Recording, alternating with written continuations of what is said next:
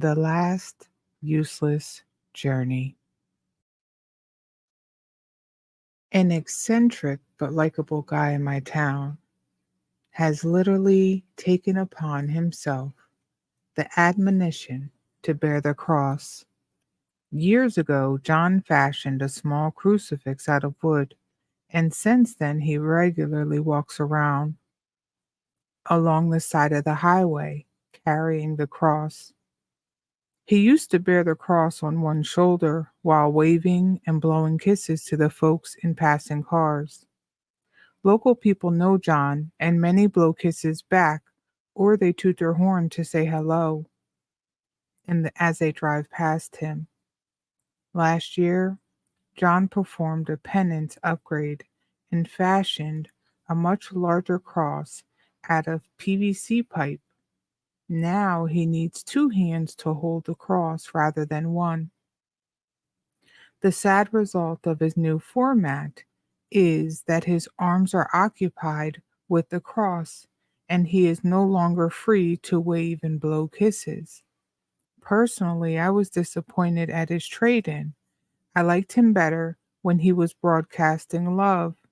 He looked like he was having more fun. When your arms and shoulders are taken up, carrying a cross, you can't give the love you are capable of sharing when they are free. Self imposed suffering is not a gift to the world. It renders you less capable of loving, not more.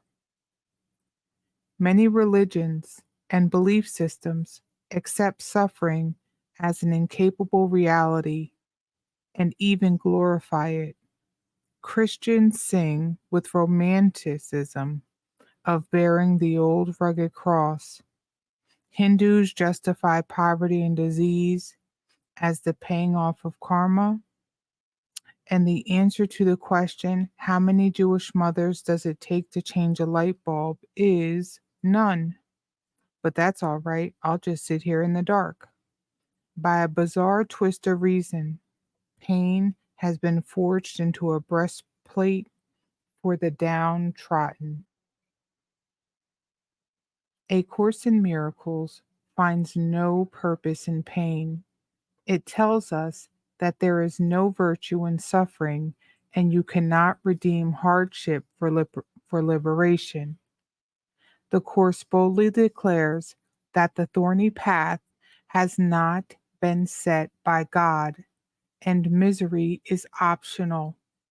Torturing ourselves or others for any reason is a sick story we have made up. None of it is necessary. Life after sacrifice. I have often pondered the choice of the crucifix as the symbol for Christianity. Jesus Christ lived for 33 years, we are told. He taught, ministered, and healed publicly for the last 3 years of his earthly journey, during which he performed miracles, redeemed souls, and transformed lives. The light he generates has radiated across 2 millennia and continues to renew the spirit of those it touches. Finally, Jesus was murdered on a crucifix, impaled for less than the time the sun rose and set. Yet, for all the healing Jesus achieved, the power he demonstrated, and the blessings he bestowed, his life is commemorated by the method of his death. A friend of mine suggested if Jesus lived during our time and met the same fate, for the next 2,000 years, people would be walking around with little gold electric chairs hanging from chains around their necks. Unsettling as this proposal may be, it makes us pause to consider the inappropriate veneration for pain that has crept into a religious base on the teachings of a healer. How bizarre that we commemorate the day of his death by calling it Good Friday. The resurrection is far more significant.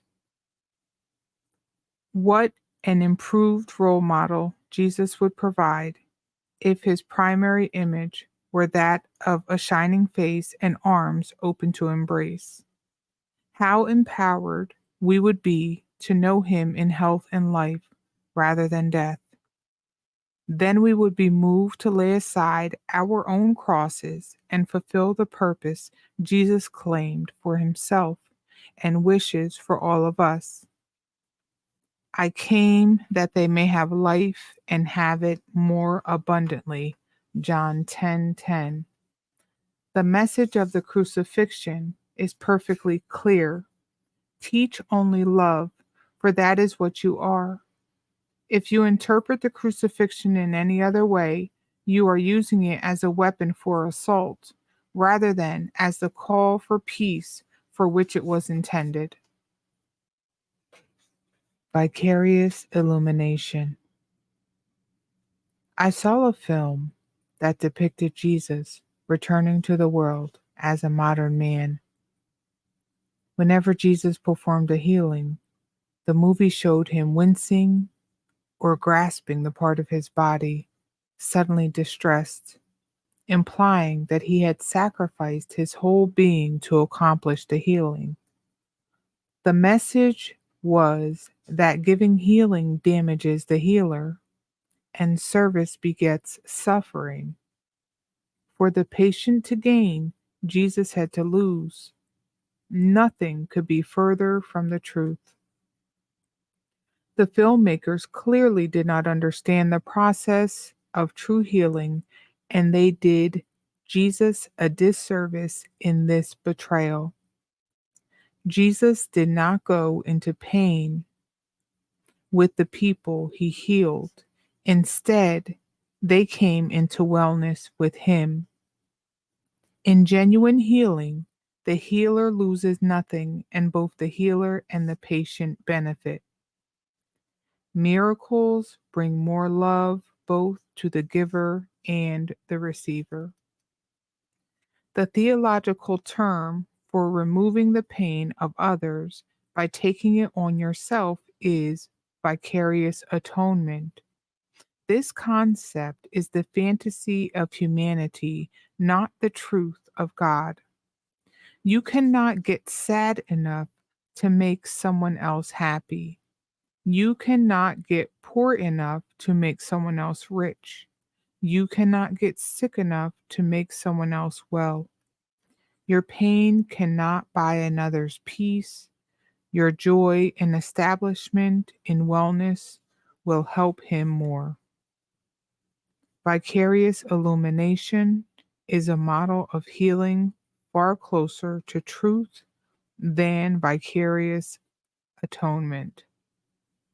There is still a flaw in the premise, for you cannot do something for another person that only she can do for herself. But the idea that your happiness can help someone else more than your suffering is a far more practical healing tool than the notion that your loss becomes someone else's gain. When one of us loses, we all lose. When one of us gains, we all gain. When I am healed, I am not healed alone.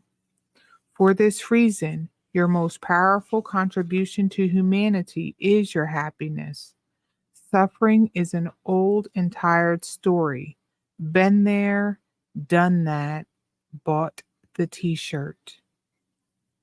True healers do not suffer with or for their patients. Instead, they invite their patients to meet them on higher ground. When you touch a lit candle to the wick of an unlit candle, the original flame is not diminished. Instead, it expands. The parent is not weakened by the progeny. Light is not less for shining. Your wellness cannot remove the happiness of another, and your sorrow cannot bring him joy. Brokenness is not the road to wholeness. Only wholeness will take you there. Jesus comments on the crucifixion.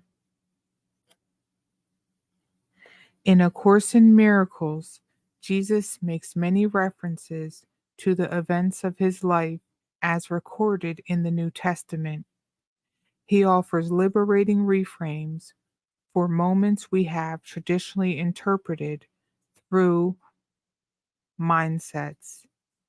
Here is what he says about the crucifixion. The journey to the cross should be the last useless journey. Do not dwell upon it, but dismiss it as accomplished. If you can accept it as your own last useless journey, you are also free to join my resurrection. Until you do so, your life is indeed wasted. It merely reenacts the separation, the loss of power, the futile attempts of the ego at reparation, and finally, the crucifixion of the body or death. Such repetitions are endless until they are voluntarily given up. Do not make the pathetic error of clinging to the old rugged cross. The only message of the crucifixion is that you can overcome the cross. Until then, you are free to crucify yourself as often as you choose. This is not the gospel I intended to offer you. We have another journey to undertake. Jesus never asked us to go on the cross with him, and he did not die for our sins. That premise is faulty because Christ is deathless and you have no sin. Instead, he lives for your innocence. He is the model of a man who recognized his innate divinity, the same godliness you own. He does not want you to emulate his crucifixion. He wants you to magnify his resurrection. You don't need to experience crucifixion to gain resurrection. There are easier ways to get to heaven. Love does not kill to save. To use and uselessness of illness. The use and uselessness of illness. Pain is more apparent in physical illness, which has been taught in a fact of life. You get old, you get sick, you die. We learn by word, image, and model. The only sure thing in life are death and taxes. A Course in Miracles disagrees. It teaches us that illness is a choice we make. So is healing. When we find no value in illness, we withdraw our investment in it. It will disappear. If pain and illness are optional, you ask, why would anyone choose them? The answer is perceived payoff. We all do what we believe brings us benefit. Here are some common perceived payoffs for illness. Number 1, you get excused from school, work, and doing things you don't want to do. When you didn't want to go to elementary school, you either faked being sick or you had liberal parents and they let you stay home because you wanted to. The next day, you brought a note to your teacher saying, "Please excuse Linda for being absent from school yesterday. She had a fever." As your teacher nodded and sent you to your desk without punishment, you learned that illness buys you reprieve. If you had brought your teacher a note saying, "Please excuse Linda for being absent from school yesterday. She finds school boring and she preferred to stay home," you and your parents would have gotten into a lot of trouble. So you learn that it was more expedient to be sick or play sick than to tell the truth that might cause upset or get you in trouble. Sickness is a defense against the truth. At some point, the dynamic established itself at an unconscious level, and illness assumed the power to excuse. The same process replicates itself in adult life. If, for example, you have to cancel a flight, the only way to get your money back is to produce a note from a doctor saying that you were ill. Doctor's notes are the get out of jail free card in the Monopoly game of life. But your freedom is not really without cost. To keep the exemption in force, you must bear pain. Is it worth it? There are easier and more direct ways to say no than to play or be sick. A coaching client told me that after her divorce, she had gained a lot of weight and now she wants to lose it.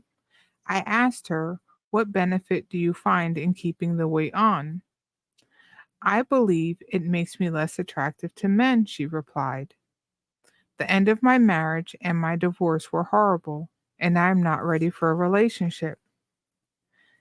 Then perhaps you can simply choose to not be in a relationship without needing the weight to say no for you, I suggested. She loved that approach as much more direct and practical tool than keeping weight on as a defense against relationship pain. Number two, you get attention and sympathy. When you were sick as a kid, your mom stayed home from work and took care of you. She bought you food to bed, you got to watch TV during the day, and you got ice cream for dessert. Adult illness earns different kinds of attention, but the dynamic is identical. Number three, you get money. Insurance companies will give you money for being injured. Insurance policies spell this out before you even sign on the dotted line.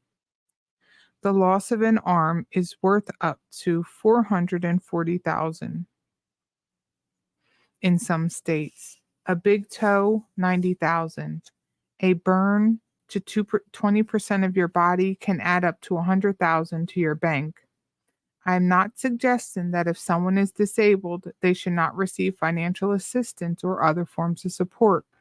I am suggesting that when you are rewarded with money for being sick, usually in more subtle ways than those listed above, sickness becomes more attractive and can even become addictive. The tragic hitch of being paid for illness is that at some point, the payoff for illness begins to outweigh the reward for wellness.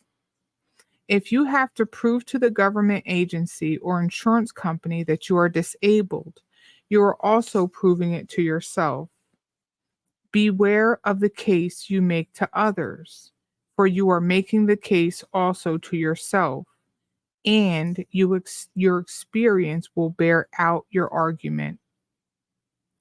If you can prove someone hurt you, then you can get them to give you money, or at least you can try. Much of our legal system is based on financial reparation for victimization. Being a victim in our culture can be very lucrative.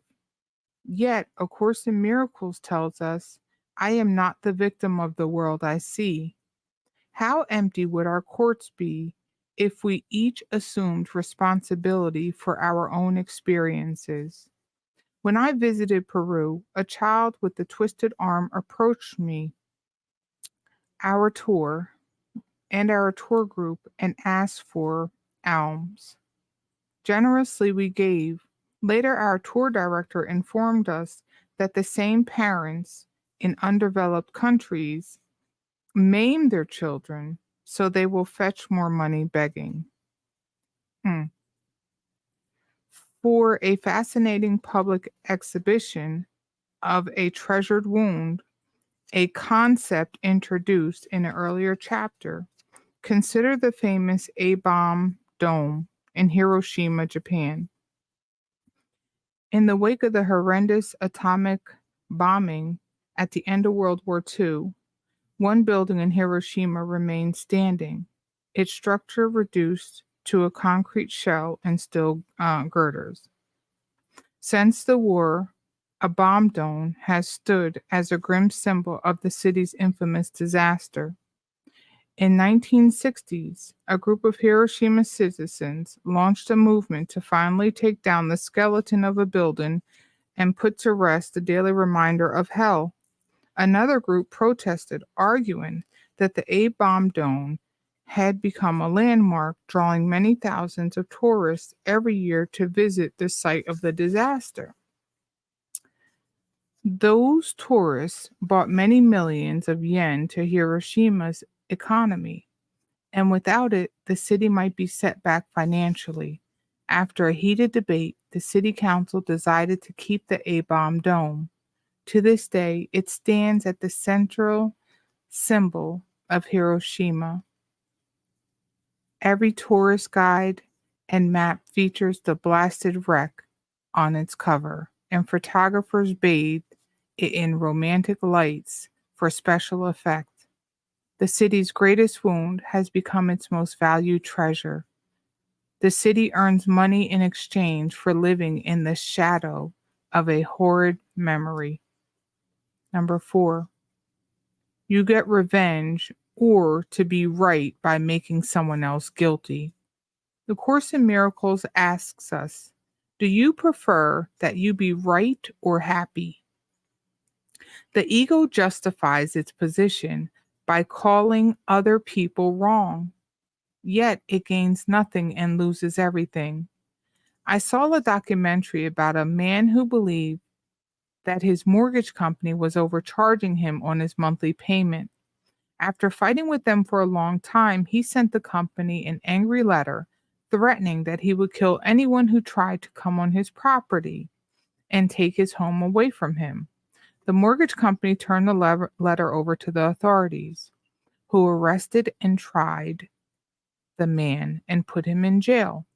From jail, he continued his vendetta.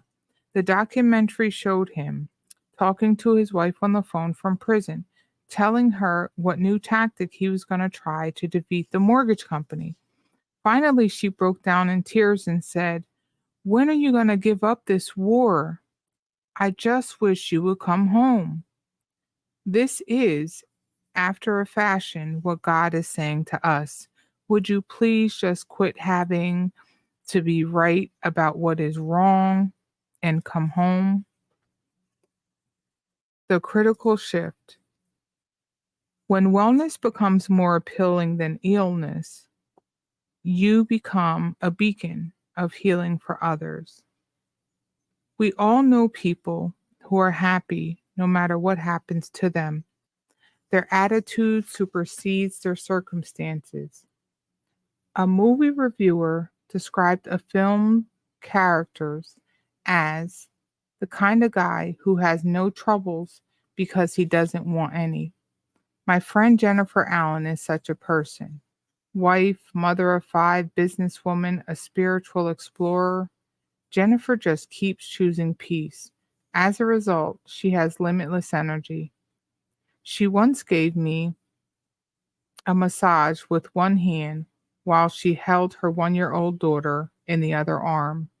At one time, I saw Jennifer at a conference.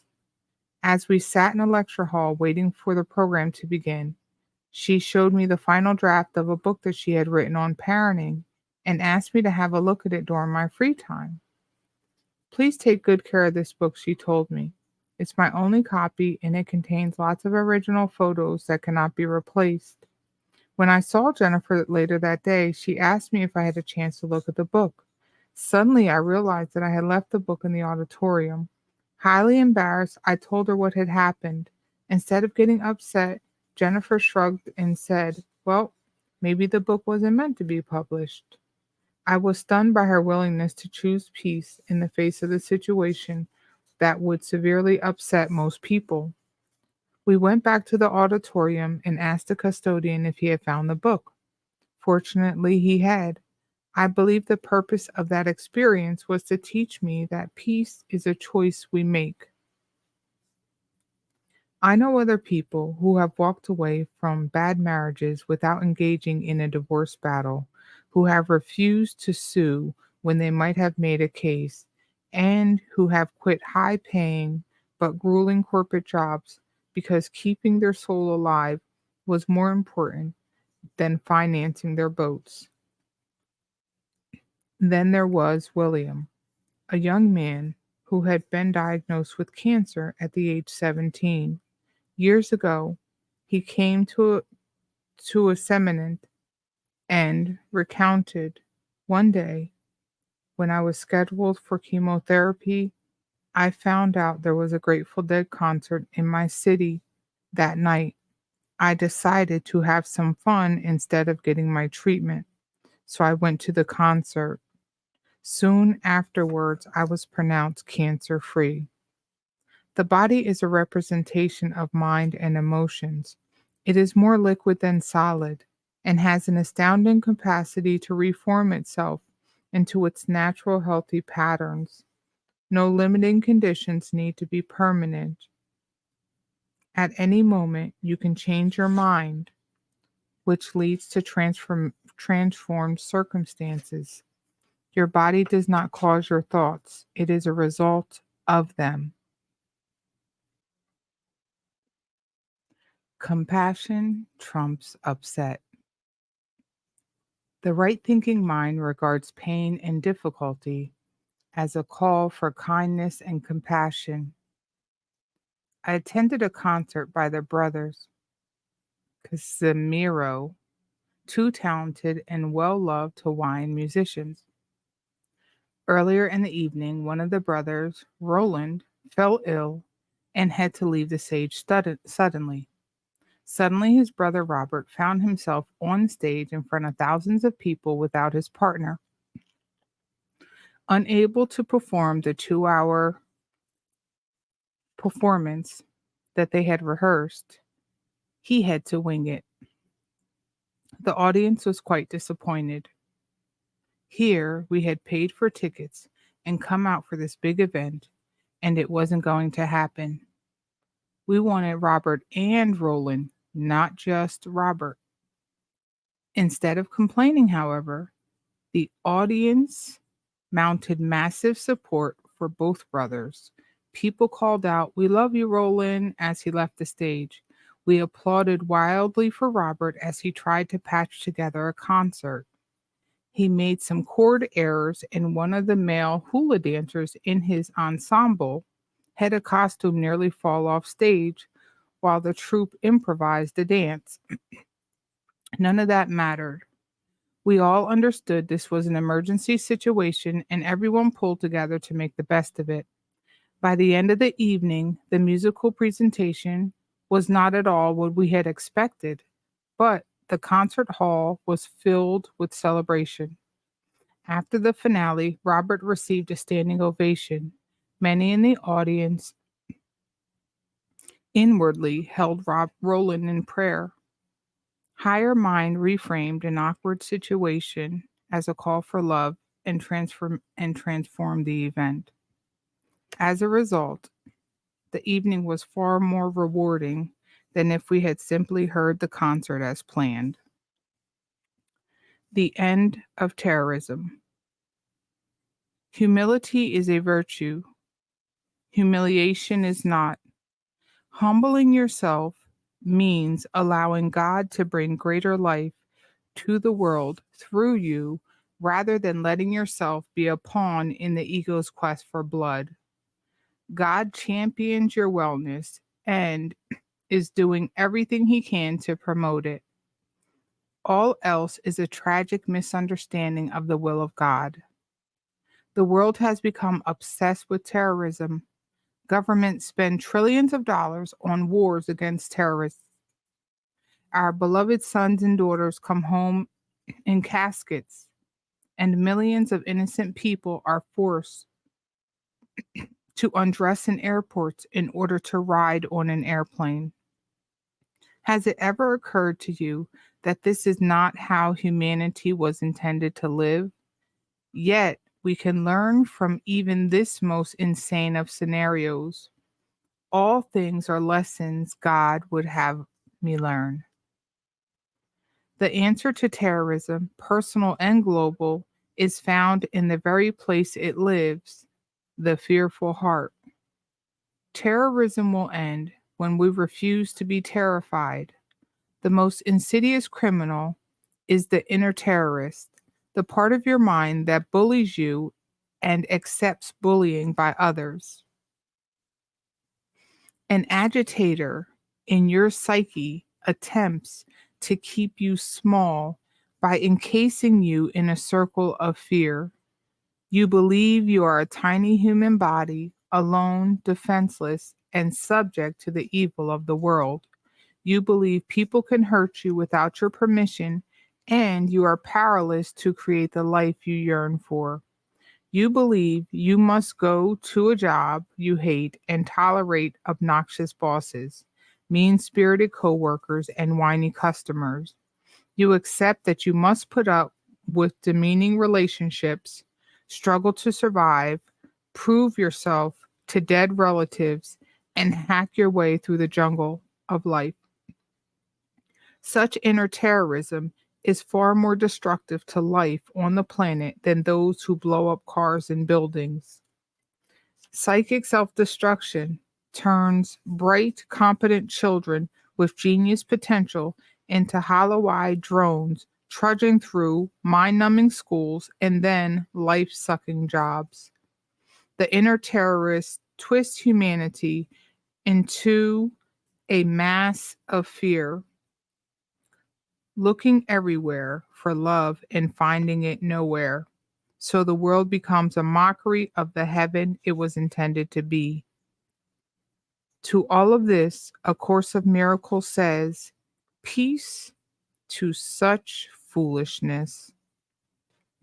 It assures us that as children of a loving, caring God, we deserve better.